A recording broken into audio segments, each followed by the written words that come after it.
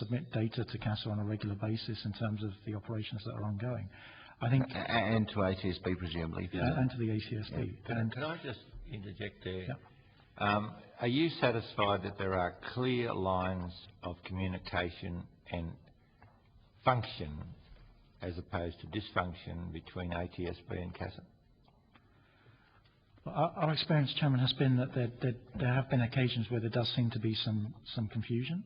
So in answer to your question, perhaps there is some ambiguity between the reporting lines. Certainly in terms of investigations and process being completed, we have had experiences where there does seem to be parallel tracks where CASA and ATSB are both looking at something and perhaps one agency comes to a conclusion before the other. So I think some additional clarity in that area would be helpful to the industry as a whole. Thank you. Can I follow in there? As you raised the issue of the AOC and show cause notice, I have always had the view that an organisation being asked to show cause why their air operating certificate ought not be removed is, the second most serious thing that can happen between the airline and the regulator, the most serious being the removal of the AOC. And from your evidence so far this morning, I'm getting the impression that you, and I know you have to be very careful on how you answer this, you have some doubts in your mind about the issues being raised warranting the removal of the AOC if you didn't satisfactorily answer them. Do I correctly understand you? Well, perhaps just can I just can I just advise that at any time during the hearing that you'd like to indicate you'd like to go into camera, you may. Well, I was going to suggest, Senator, that the process is ongoing. There have been concerns raised, as we've acknowledged.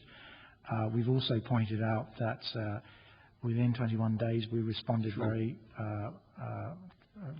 clearly and in a detailed way to those concerns.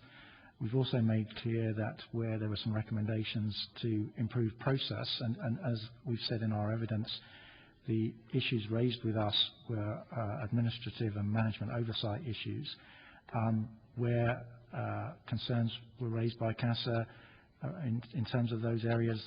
We have changed some of the procedures. We have moved jobs from Singapore down to Australia. I think the bigger... When did that happen though, having jobs here in Australia compared to Singapore? But that was maintenance or...? It was maintenance oversight. It was the planning It's already areas. been. But I think what I was going to say is, the show cause process is something we've taken very seriously. Clearly, it's not something that we expected. Right? Well, you would, wouldn't you? I mean, it is, as I say, the second most serious thing that can happen. The reason I'm asking these questions is it's been suggested to me that show cause notice issuance of show cause notices is becoming somewhat routine. Now, you wouldn't necessarily know that, and that's why I'm asking you about your process, because really what I want to find out, cutting to the basic issue, is are these issues that came out of the blue, or were they ongoing consultation issues between you and the regulator? Well, I think, as I said earlier, Senator, it is an ongoing process, so it probably is not appropriate, certainly in public, for us to go into the detail. No, I'm not asking you to go into the detail about the issues at all. I don't want you to do that. Yeah. I'm only asking whether the process is one that sort of emerged quickly, or whether they're all issues over which you had dialogue with CASA over time. I think they carried. It was really a long period of time. But I think in terms of your earlier point, in terms of our show cause notices becoming more routine, I mean, it is part of the CASA process.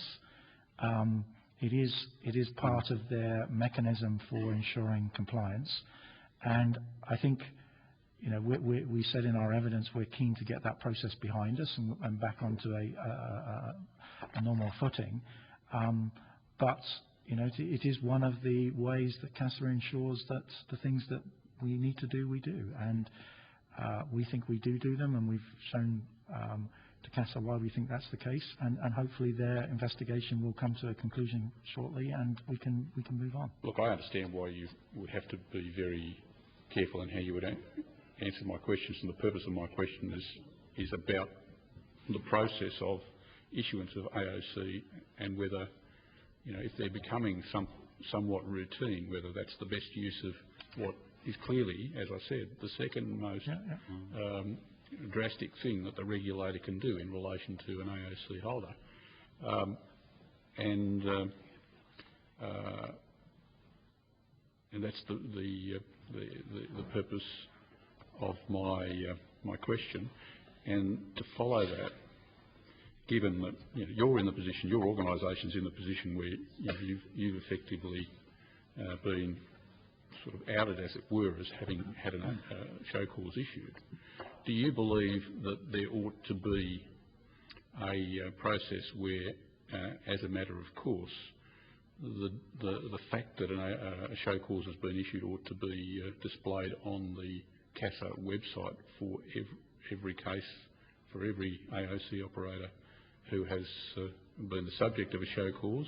Or do you think you should just let the process run and hopefully not have someone reveal the fact in a process like this, or in some other way, or in a newspaper or something like that?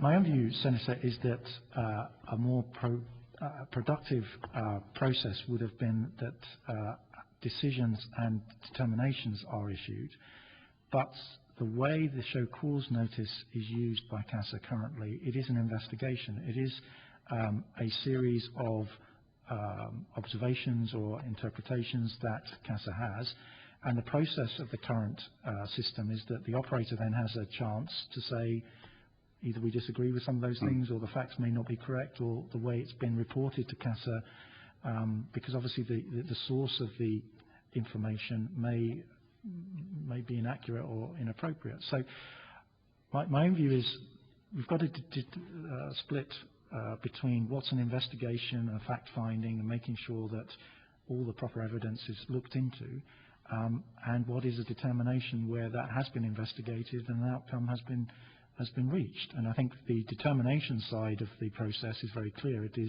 is public knowledge. I think the danger with the fact that an investigation is underway, being leaked or made public, is that people will jump to conclusions or prejudge the outcome and prejudice the process. And I think that would be unfortunate. I mean, we've said many times to the committee that we believe very, very fully in a just culture of reporting. We need our employees, we need our service providers to be very open and honest with us, and they need to tell us everything that they are concerned about. And if there becomes a fear of recrimination or punitive action just for reporting things that may have actually been helpful, I think that would be counterproductive, because I think if people stop submitting data and they stop telling us and the regulator what's going on, then problems just get buried and we only find out about it when it's too late. So I think an open, just culture which encourages reporting, which encourages people putting their hands up saying, I'm not sure, I may have made a mistake, but can you look into it and see if I made a mistake? That is the culture we need in aviation. So what I'm taking from your answer is you think that it ought to be in effect in camera, in a process that an AOC holder and CASA can be confident will remain in camera rather than it being a public process. Yes, that's correct. Right. Thanks. I've got other questions, but I was following up on. Do you think there's been a suggestion in earlier hearings of some legislative protection for that process? Do you think that's necessary? So like the whistleblower, no recrimination, or not so much whistleblower as someone that's got a concern, owning up to their concern and not getting their head blown off, in other words? Well, and I think it is fair to say that individuals, particularly employees who are doing the right thing and are putting their hands up and are saying, well, look, not sure if this happened, or I saw this, I'm not sure if I saw it right, but you might want to look into it. The fact that this process has become public before any outcome has been reached inevitably leads to people being a bit nervous about what they're saying, inevitably. And I think anything we can do to strengthen the process that says they should be open. CASA can come into our organisation any day, any hour, whenever they choose. They can come in and audit us and investigate us. There's no inhibition on that. If that process of continuous assessment becomes subjected to external critique, I think it will lead to a culture where people will try and perhaps be less open with the information. I don't think that's helpful. Also, the lines of communication, you may have had some experience, you may not have had, between ATSB picking up on something, dealing with it, and CASA, because of the dysfunction in the line of communication from ATSB to CASA, having a different interpretation of what that was all about. Do you have any thoughts on that? Well, as I mentioned, I mean, we have had experiences where both bodies have been involved and different tracks have occurred. Clearly, any effort by ATSB and CASA to coordinate their activities better, or be potentially through changes of legislation be forced to coordinate their activities better, would be helpful to the industry. But we have certainly had experiences where ATSB and CASA have both been notified of events, and the process seems to have taken on different tracks, and I don't think that's particularly helpful. Thank you, Senator Xenophon. Just going to the ICAO international, say the ICAO guidelines on occurrence reporting, it talks about protection of reporting personnel. The person filing a safety report needs to have a strong assurance from the regulatory authority and the employer that prosecution of punitive action such as suspension of licence will not be sought unless the unsafe act is deliberately committed or gross negligence is demonstrated. Now, you support that basic principle? Fundamental, so thank you. Yeah. And can I just, if I go to the enforcement manual of CASA, it talks about the issues of procedural fairness, so there's obviously natural justice provision there. Also in the guide it says that section 6.6 provides guidance on the procedures to be followed in relation to show cause notices. It should be remembered that the SCN, the show cause notice, is generally only one part of CASA's show cause process, the other important part being the offering and holding of a show cause conference. Are you able to indicate whether you've had a show cause conference with CASA further to the initial show cause notice? Yes, we have, and at that conference we just reiterated what we said in our response, which was in 21 days.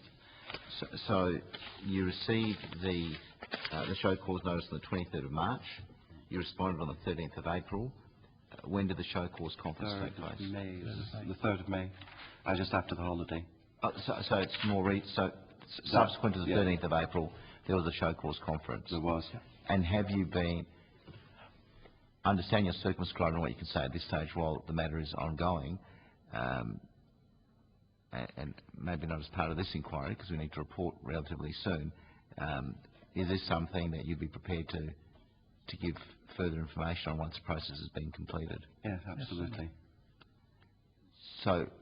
So what's your understanding of the process being completed?